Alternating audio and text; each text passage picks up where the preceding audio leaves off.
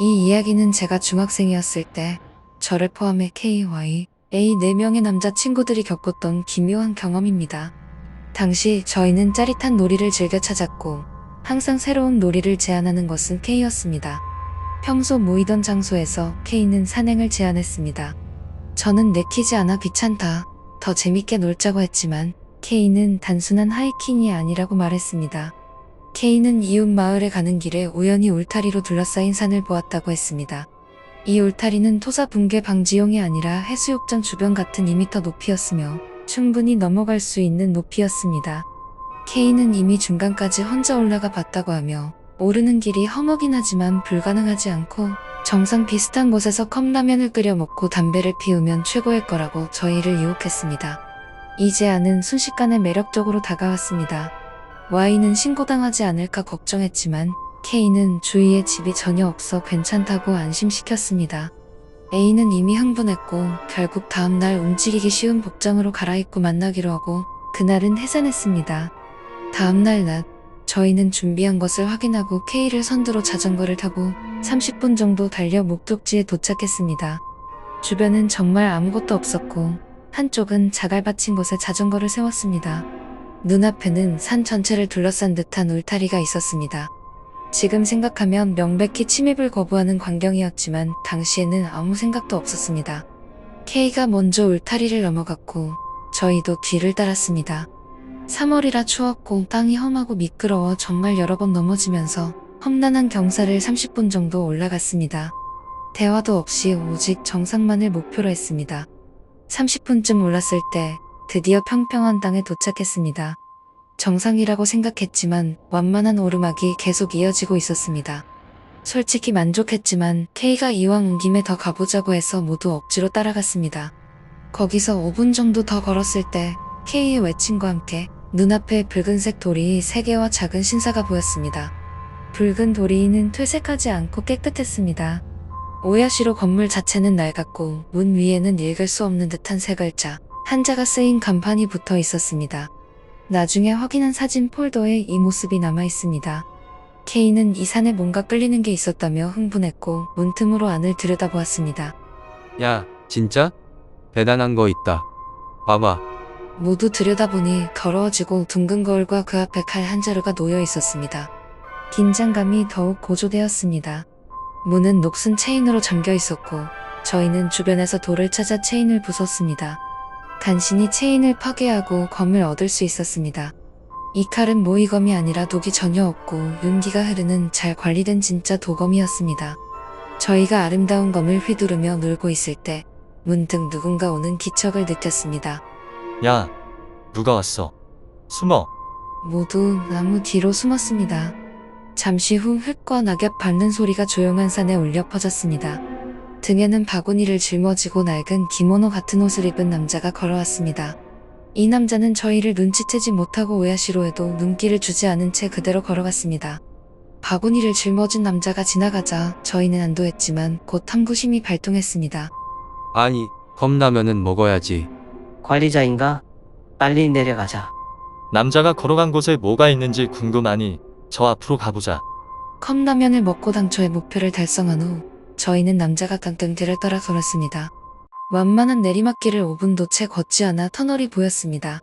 터널은 가로 3m, 높이 8에서 10m 정도의 세로로 길고 얇은 형태로 큰 블록이 쌓인 모습이었습니다. 입구는 단관으로 막고 공사 중이라고 쓰여 있었으며 길은 포장되지 않은 흙길이었습니다. 전등도 없어 앞이 보이지 않을 정도로 어두웠습니다. Y는 무서워했지만 저는 검을 가지고 있다는 자신감과 무투파였던 당시 성향으로 Y를 비겁하다고 몰아붙였습니다. 결국 저를 선두로 모두 무거운 발걸음으로 터널에 진입했습니다. 터널 안은 체감 온도가 5도씨 정도 내려간 듯 이상하게 추웠습니다.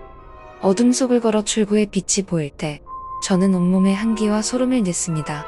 출구 쪽을 자세히 보니 아까 그 바구니 남이 저희를 보며 악에 있는 미소로 희죽거리고 있었습니다. 이때 이상한 위화감이 밝혀졌습니다.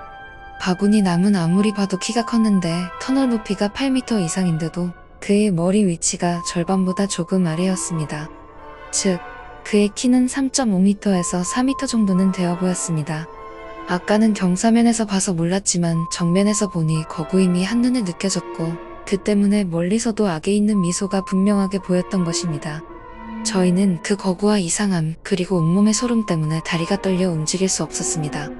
하지만 의외로 바구니 암은 저희에게 상관없이 어딘가로 가버렸습니다. 저희는 패닉 상태가 되었지만 곧 자극과 오기가 솟아올랐습니다. 저희를 얕보는 듯한 그 미소에 화가 났고 겁먹은 티를 지우고 싶었습니다. 저 자식 뭐야? 기분 나쁘게 얼굴이 너무 커. 새로운 종류의 인간일지도 몰라. 이 산에 있을지도. 저희는 다시 한번 앞으로 더 가보자고 결정했습니다. 터널을 나오자 조금 전에 맑은 날씨와 달리 땅은 비가 온 뒤처럼 축축했고 짙은 안개가 허리 높이까지 자욱했습니다. 터널 전까지는 자연 그대로의 산이었지만 이곳은 나무가 자라지 않고 마치 축구장이나 광장처럼 사람의 손으로 관리된 듯한 평지가 끝없이 펼쳐져 있었습니다. 저희는 바구니의 남이 기다리고 있을까봐 긴장했지만 아무도 없는 넓은 평장에 오히려 안도했습니다. 터널보다 더 곱게 계속 걷는 것이 돌아가기 쉽다고 생각하며 10분 정도 걸었습니다. K가 이젠 아무것도 없고 돌아갈까라고 제안했고 겁과 피로가 극에 달했던 저희는 기꺼이 동의했습니다. 그러나 돌아가려고 계속 걸었지만 터널이 있던 곳으로 돌아갈 수 없었습니다. 게다가 안개는 점점 더 짙어졌습니다. 15분 정도 주변을 돌았지만 터널은 사라졌습니다.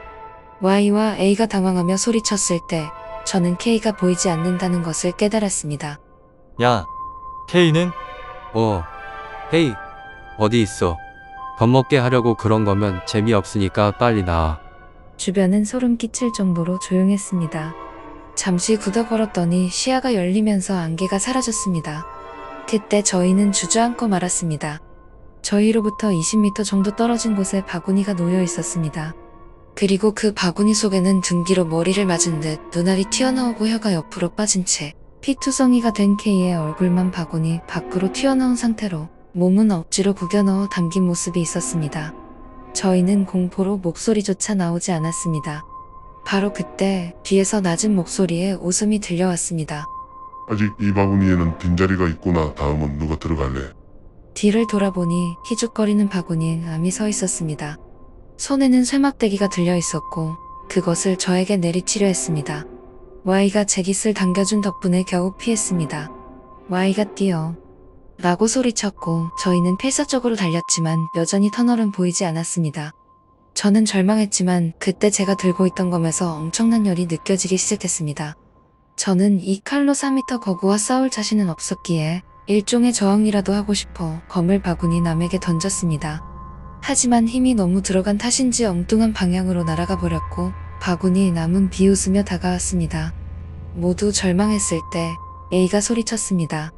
어이, 터널이다. 저희 위치에서 300m 정도 앞에 터널이 보였습니다.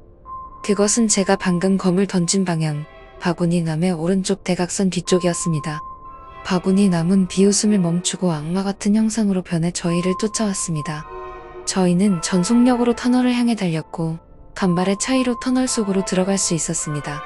터널을 통과해 밖으로 나와 뒤를 확인하자 바구니 남은 사라지고 없었습니다. 저희는 하산 후 경찰에 신고했지만 저희의 이야기는 믿을 수 없는 내용이라 단순한 실종으로 처리되었습니다. 그러나 K의 부모님이 수색을 요청하면서 저희는 경찰에 여러 번 다시 조사를 받았습니다. 개별 조사에서도 모두 같은 이야기를 했고 저희가 찍어둔 터널 사진까지 보여주자 경찰은 함께 현장에 가보자고 했습니다. 경찰과 함께 험한 길을 올라 정상에 도착했지만 오야시로는 그대로인데 터널은 어디에서도 찾을 수 없었습니다. 사진은 남아있었지만 현장에는 터널의 흔적조차 없었습니다. 다만 경찰의 수색 중 저희가 오야시로에서 가져왔던 그 검을 발견했습니다. 칼집에서 검을 빼보니 이전에 광택이 나던 모습은 온데간데 없고 녹슬어 금방이라도 부러질 듯한 칼이 되어 있었습니다. 저희는 그것이 그 칼임을 확신했습니다. 일주일 후 저희와 K의 부모님은 경찰서로 불려갔고 그곳에는 온몸을 검은 옷으로 감싼 피부가 유난히 흰 여자가 기다리고 있었습니다. 그녀는 자신을 경계사라고 소개했습니다. 경계사의 설명은 이러했습니다. 금족지와 봉인. 그 산은 인간 세상과 구분하여 봉인된 금족지였습니다. 오야시로는 관리자가 없어지면서 신앙심을 잃은 신이 사신이 되었고 그 중에서도 강력한 악신이 된 곳이었습니다. 봉인의 파괴. 과거의 영매사들과 경계사들이 사신을 봉인하고 경계를 만들었으나 저희가 울타리를 넘어 검을 가져오고 터널까지 진입하면서 그 봉인을 깼다는 것입니다. 그곳에 들어갔는데도 K 한 명만 죽은 것이 기적과 같다고 했습니다. K의 시신. 터널 사진을 본 경계사는 K의 시신은 절대 발견되지 않을 것이라고 단언했습니다. 바구니 남의 정체. 바구니 남은 원래 그곳의 신이었지만 사신이 된 존재였습니다. 바구니를 짊어진 모습은 그가 믿음을 받았을 때의 인간 모습이나 인간에 대한 미련이 남아 구현화된 것일 수 있다고 추측했습니다. 검의 의미. 저희가 가져온 검은 오야시로의 초대 신주가 자신이 믿던 신이 사신이 되어 사람을 해치는 것을 견딜 수 없어 봉인과 함께 바친 물건이었습니다. 그 검이 저희를 그곳으로 이끈 것일 수 있다고 했습니다. 대가와 추방. 저희가 봉인을 깬 대가는 매우 컸으며 봉인이 복구되는 최소 10년 동안은 이 땅을 떠나야 목숨을 부지할 수 있다고 경고했습니다. 이 모든 이야기를 들은 후 저희는 경계사의 소개로 영매사에게 잠시 액땜을 받고 3일 후 이사를 했습니다. A와 Y에게 보내는 메시지. A, Y, 이것을 보고 있습니까? 그 후로 연락이 끊겨 서로의 연락처를 모르게 되었지만 저는 그때부터 지금까지 메일 주소와 전화번호를 바꾸지 않았습니다. 연락처가 남아있다면 제게 연락해 주십시오. 이제는 모두 어른이 되었고 그 시절이 그리울 정도의 나이가 되었습니다. 아직도 시신을 찾지 못해 무덤 참배라고 할 수는 없겠지만 함께 K의 무덤에 가서 향이라도 피우러 갑시다. 그리고 그때 경계사가 말했던 것을 기억하십니까? 우리가 검을 사용해 버린 대가가 있다는 것을, 그것을 청산하러 가야 한다는 것을 말입니다. 최근 들어 그때 경계사가 말했던 대로 그 꿈을 반복해서 꾸게 되었습니다. 솔직히 무섭습니다. A도 Y도 혹시 그렇지는 않습니까? 우선 기다리고 있겠습니다. 그날, 그때 저희가 약속했던 그 장소에서